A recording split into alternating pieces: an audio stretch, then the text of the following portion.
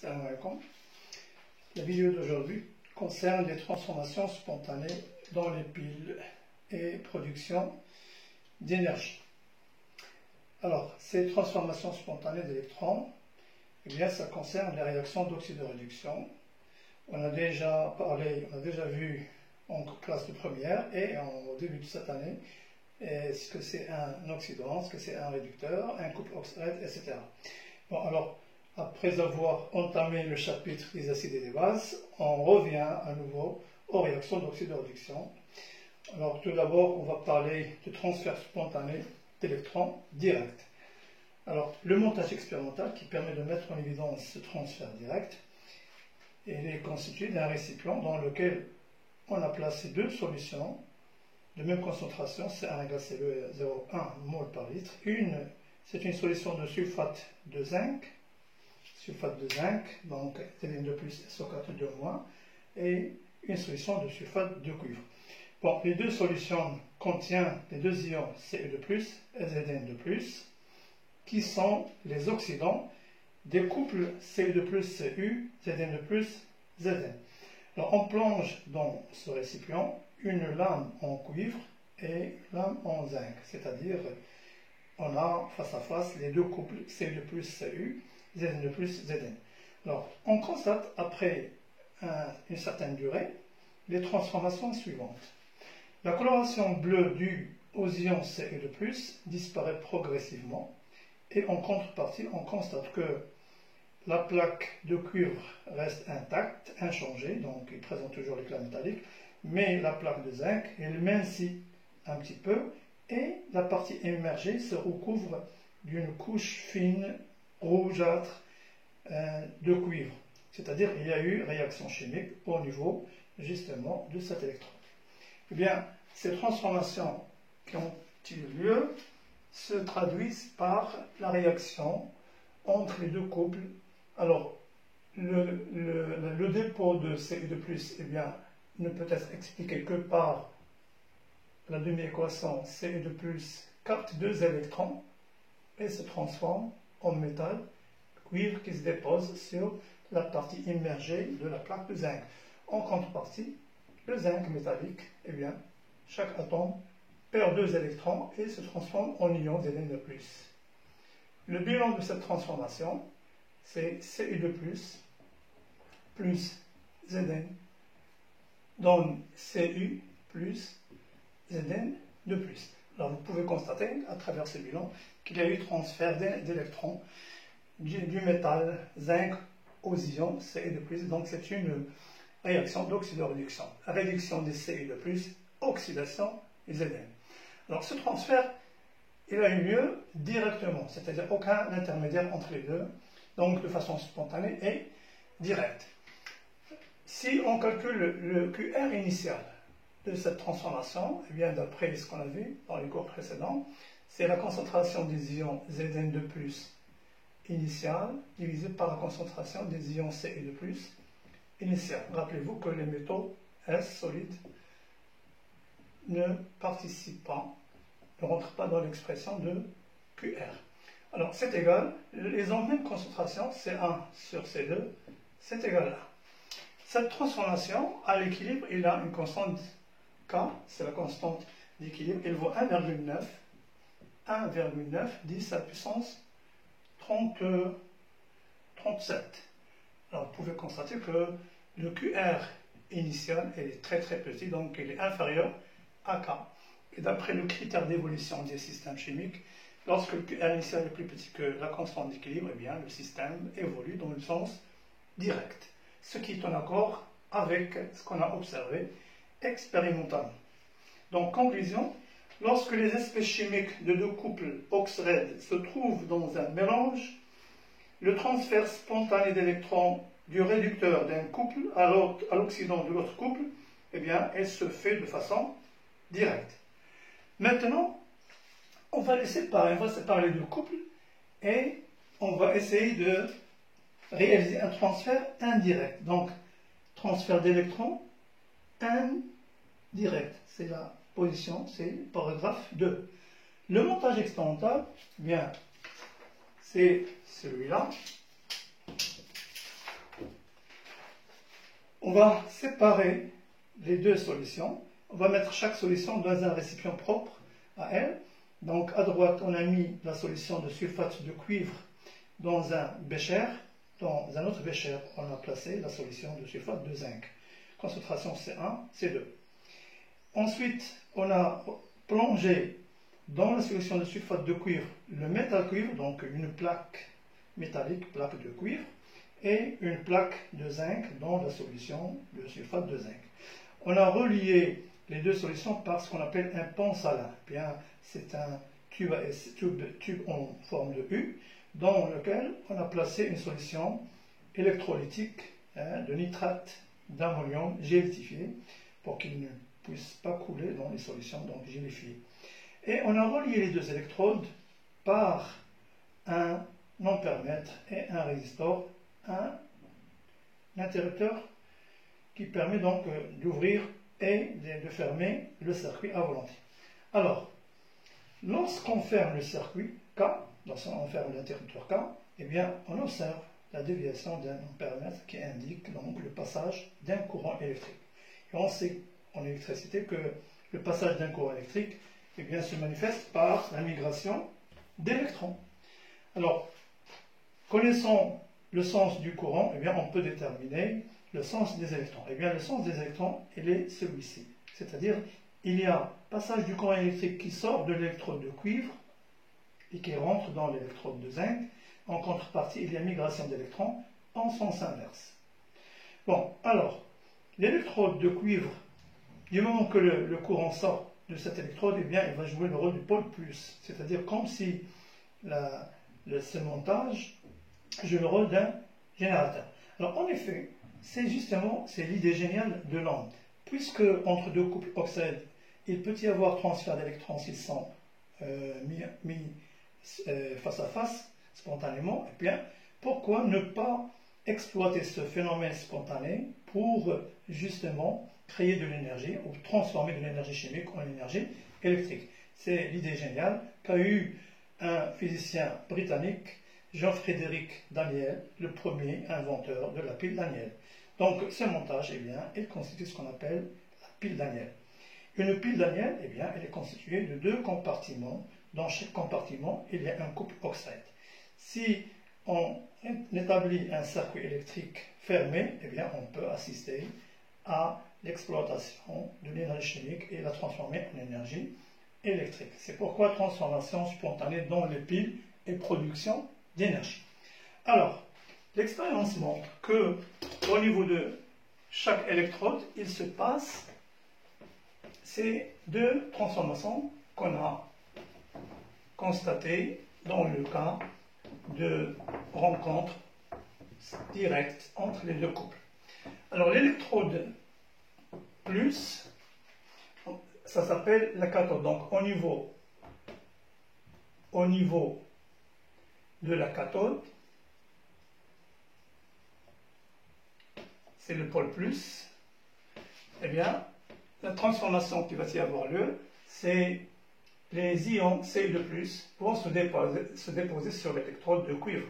Ça, on le constate plus tard. On constate que la partie émergée de Cu grossit, c'est-à-dire augmente de masse. Eh bien, ceci se traduit par les ions Cu2+ viennent chercher des électrons qui sont cheminés par le circuit. Donc, chaque Cu2+ capte 2 électrons et se dépose suivant, se transformant en métal. Cette transformation, eh bien, c'est une réduction. Il y a eu réduction au niveau de la cathode. D'ailleurs, c'est la définition de la cathode. On appelle cathode électrode siège d'une réduction. Et on parle souvent de réduction cathodique.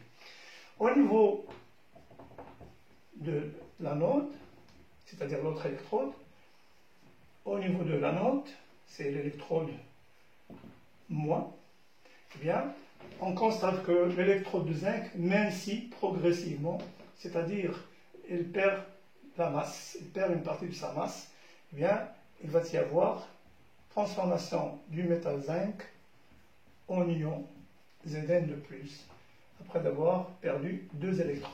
Eh bien, c'est une transformation, c'est une oxydation. Oxydation. Le bilan de ces deux transformations, ce qu'on appelle bilan de la pile. Alors, le bilan de la pile, c'est Cu de plus Zn, ça donne Zn de plus Cu. C'est une réaction d'oxydo-réduction. Cette réaction, c'est exactement la même qu'on a constatée lorsqu'il y avait contact direct. Bon, alors, quelles sont les transformations subies par les autres espèces? Et on constate que la solution de Cu de plus SO4-, c'est-à-dire du compartiment cathodique, cette solution, voit la concentration des ions Cu de plus diminuer. Donc, on dit qu'il s'appauvrit en ions Cu de plus. Par contre, la masse de l'électrode de cuivre augmente. L'électrode grossit, elle augmente en masse. En contrepartie, la solution de sulfate de zinc, elle voit la concentration des Zn de plus augmenter, c'est-à-dire il s'enrichit en ions Zn de plus parce qu'il y a transformation du métal zinc en ions Zn de plus. Alors que la partie émergée, c'est-à-dire donc l'électrode, il mincit, il perd une partie de sa masse. Alors, ces transformations, eh bien, elles sont dues aux échanges électroniques entre les deux couples suivant ce bilan.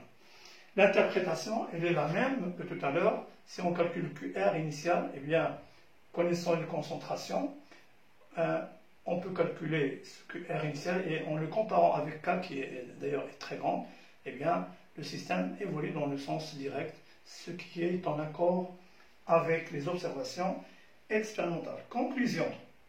Lorsque les espèces chimiques de deux couples oxrèdes se trouvent séparées, le transfert spontané des électrons du réducteur d'un couple à l'oxydant de l'autre couple, eh bien, se fait de façon indirecte à travers un circuit électrique extérieur. C'est ce circuit électrique que vous avez là. Donc, il y a eu transformation de l'énergie chimique de la pile en énergie électrique. Donc, on peut faire marcher, par exemple, un petit moteur, allumer une lampe, etc. Donc, on peut récupérer, on peut recueillir de l'énergie électrique à partir de l'énergie chimique. C'est l'idée primordiale des piles.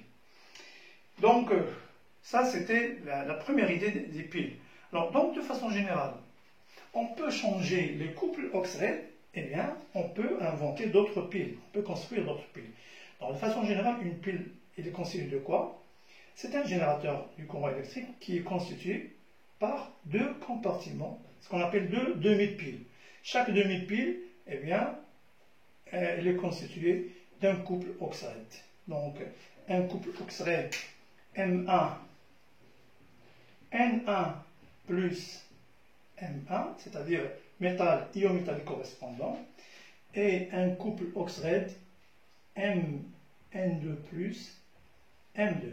Donc, si vous changez de couple, vous pouvez donc créer d'autres piles. Quelle est la différence? Eh bien, tout simplement, chaque pile est caractérisée par sa force électromotrice. Rappelez-vous, la force électromotrice, c'est la différence potentielle que peut maintenir une pile en circuit ouvert.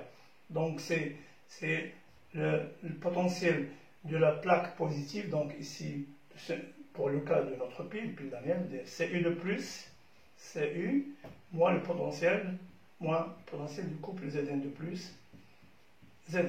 Eh bien, pour notre pile, pour une concentration d'une mole par litre, eh bien, le calcul, ça donne à peu près 1,1 volt.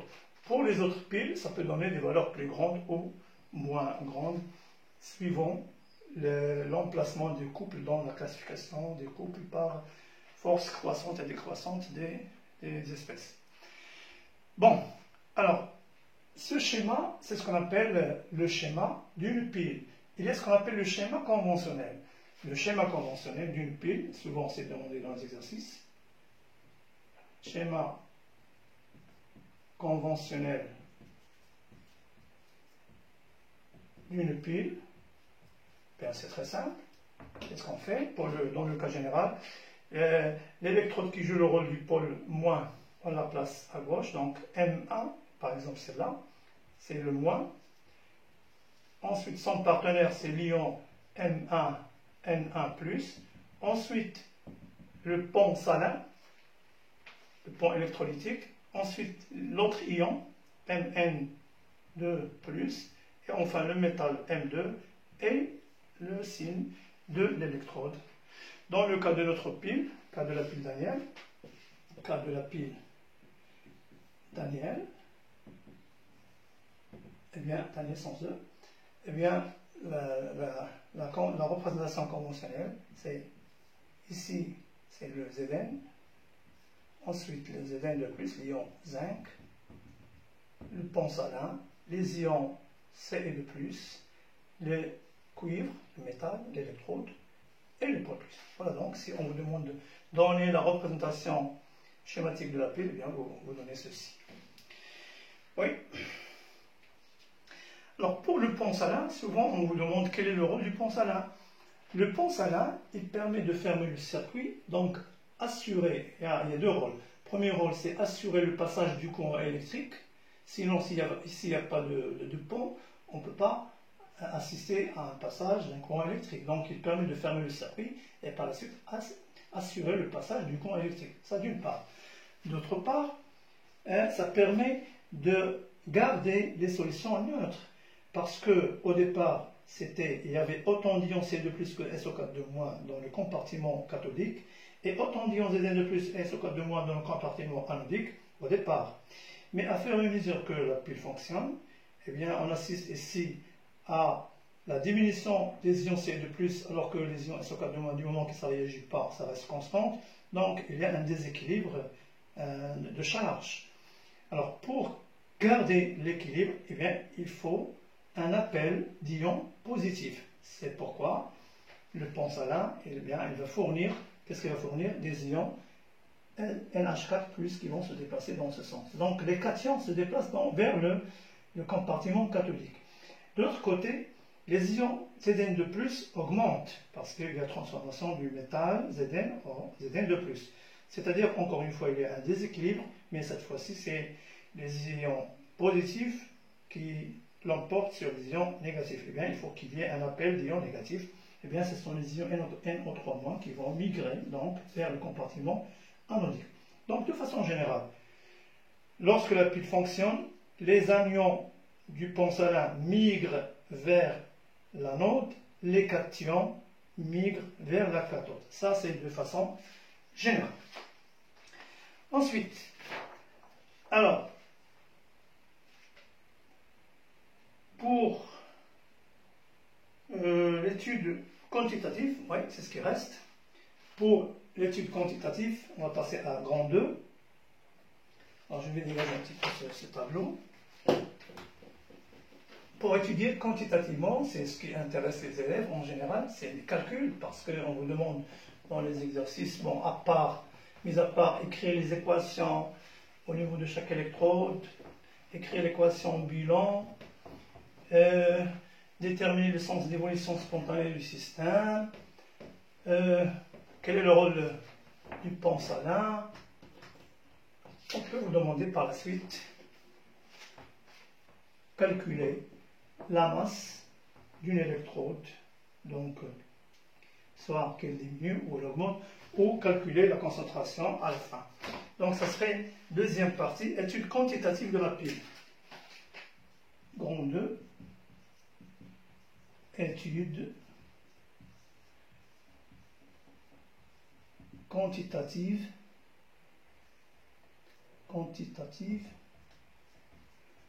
de la pile. Voilà.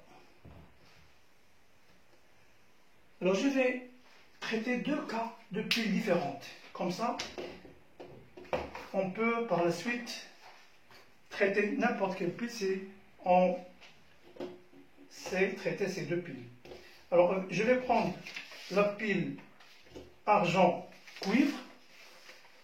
Pile argent-cuivre, c'est-à-dire la réaction qui se passe, c'est entre les ions argent et les ions cuivre. Donc, bon, bien sûr, les demi-équations, si vous voulez, je rappelle, là, G+, il capte un électron, il se transforme.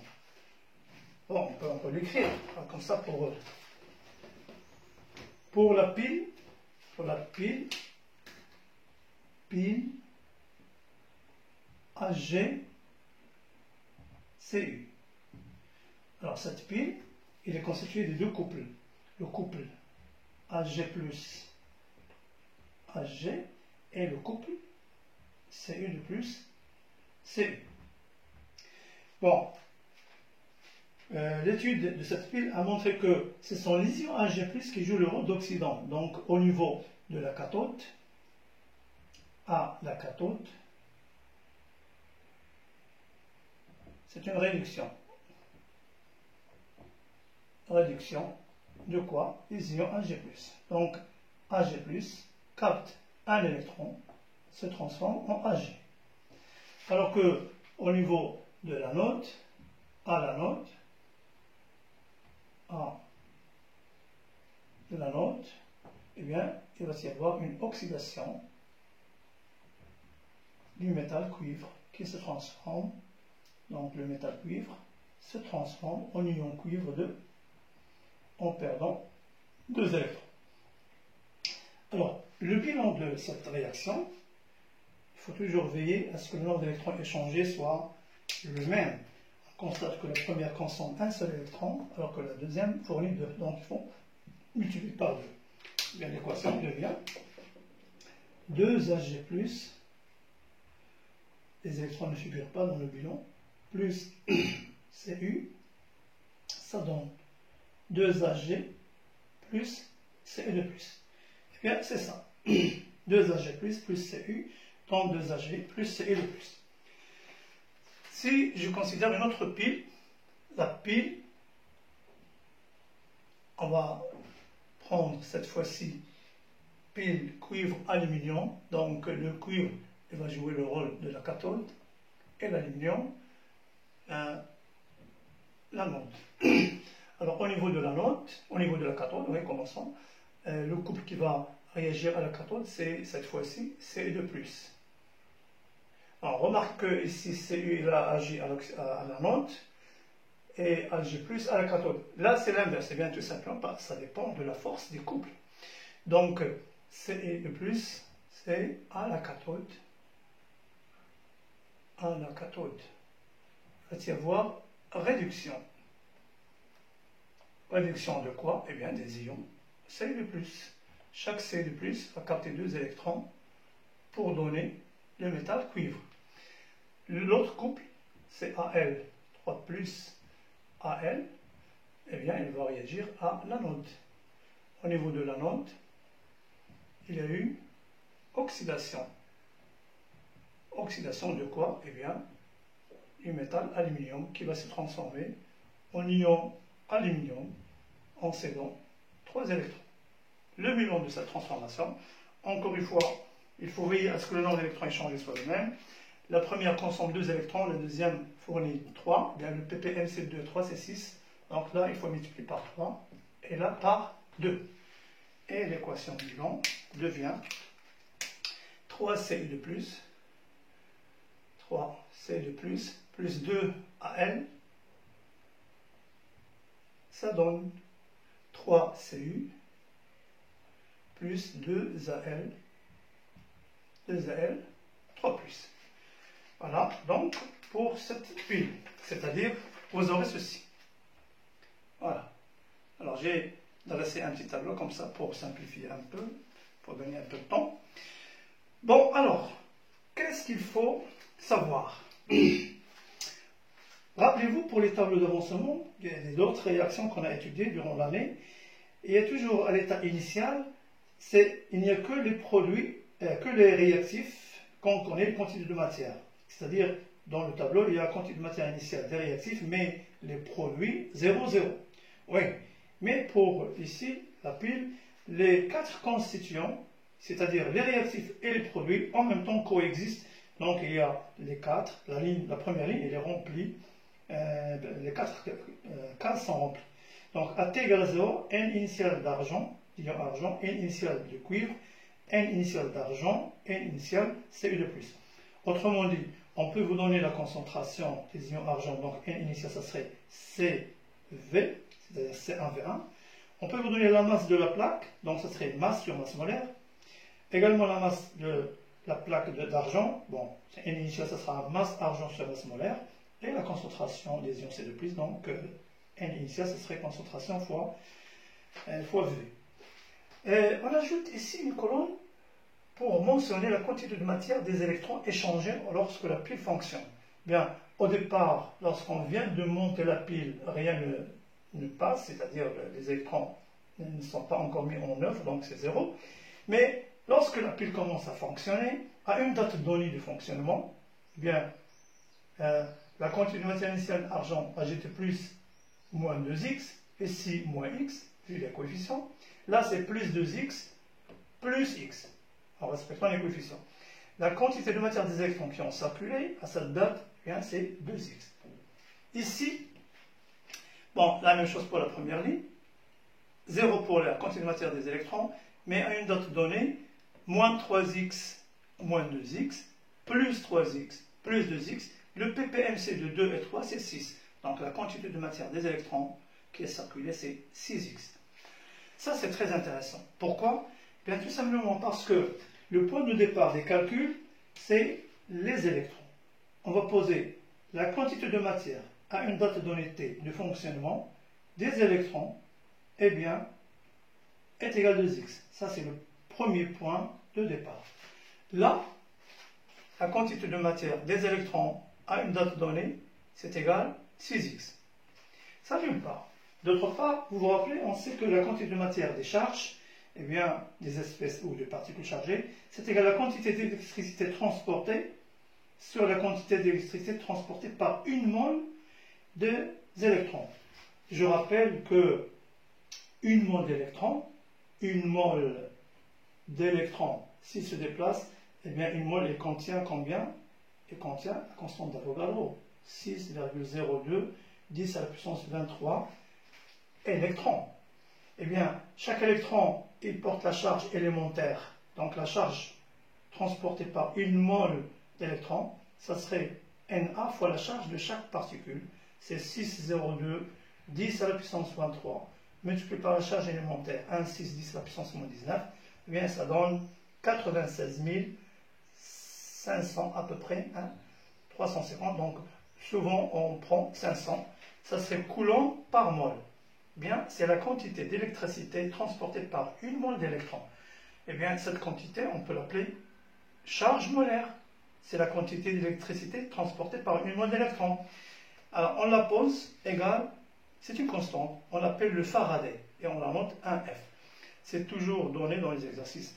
Donc, on va noter que la quantité de matière des électrons, c'est la quantité d'électricité transportée à la date t divisée par la quantité d'électricité molaire, qui est le Faraday. C'est égal à 2x. Et on sait en électricité que la quantité d'électricité, ce n'est autre que le courant fois le temps. Donc c'est I fois delta T. C'est-à-dire, je peux remplacer Q par I delta T sur le Faraday. C'est égal à 2x. Eh bien, ces transformations me permettent de tirer x. X est égal à I delta T sur 2 fois Faraday. Ça, c'est très intéressant. Donc, si on peut trouver x, l'expression de x, eh bien, presque 50% est résolue. Alors, la même chose ici, on va écrire que NE, ça serait Q sur Faraday, est égal à 6x. Q, c'est I delta T sur le Faraday, c'est égal à 6x. Et par la suite, on peut tirer x. X, donc, c'est quoi? C'est I delta T. I delta T divisé par 6 Faraday. 6 Faraday. Voilà donc la clé de cette pile CUA.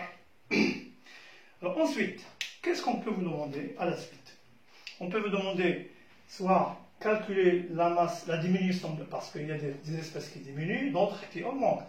On peut vous demander de calculer la diminution ou on peut dire directement la variation. C'est à vous de savoir qu'il s'agit d'une diminution.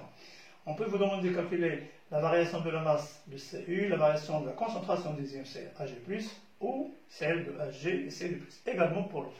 Alors comment faire? Alors, je vais dégager un petit peu l'eau.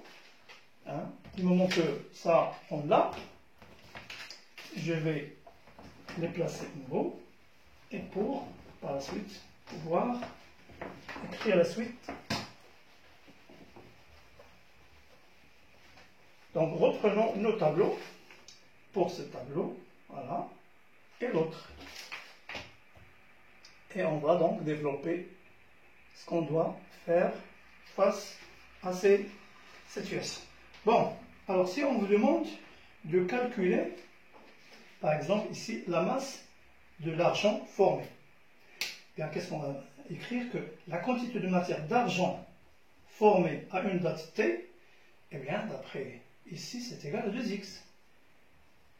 N'est-ce pas? Ça c'est quoi? C'est la masse d'argent sur la masse molaire d'argent.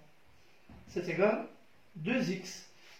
Et là, je remplace x par ceci. Donc c'est égal 2 fois x, c'est I delta T sur 2 Faraday. Et enfin, je peux tirer M.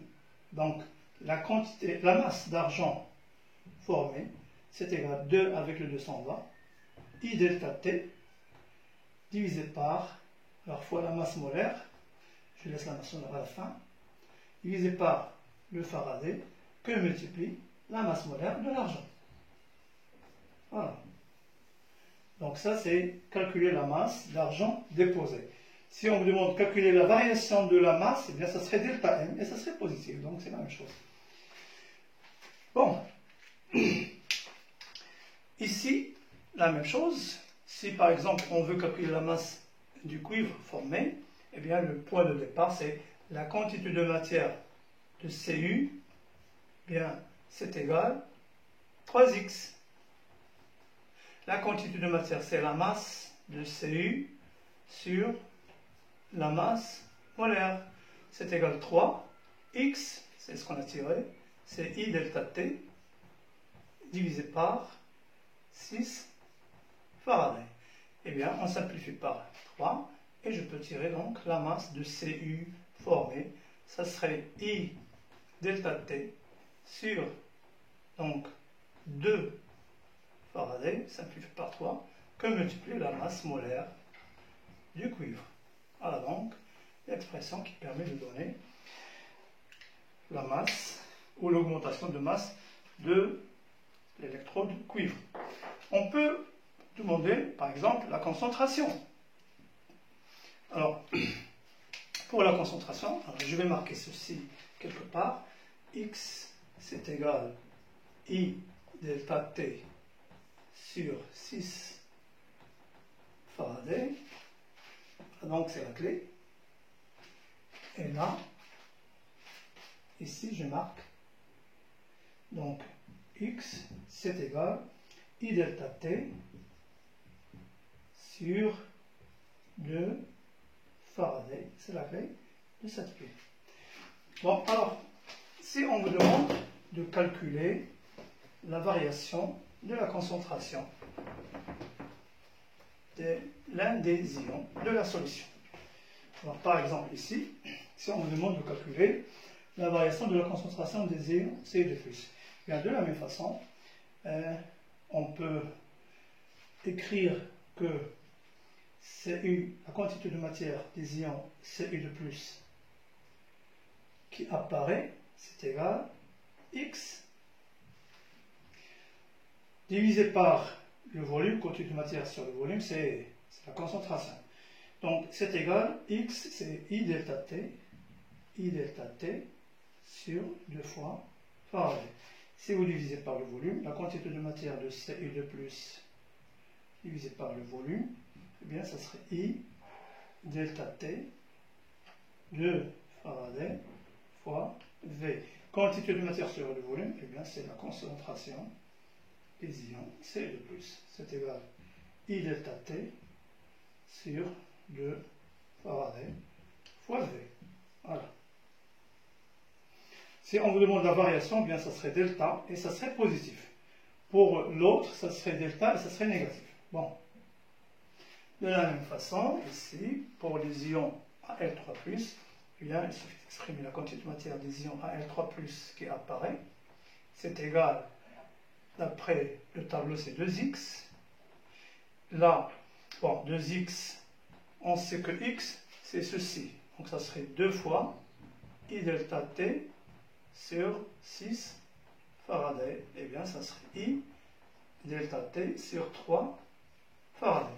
Si je divise par le volume, quantité de matière 3 plus sur le volume, eh bien, ça serait I delta T sur 3 V. Ceci, c'est la concentration effective des ions aluminium à la fin, ou à une date donnée T.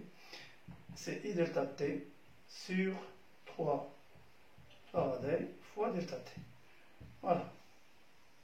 Donc, en général, c'est ce qu'il faut savoir pour ces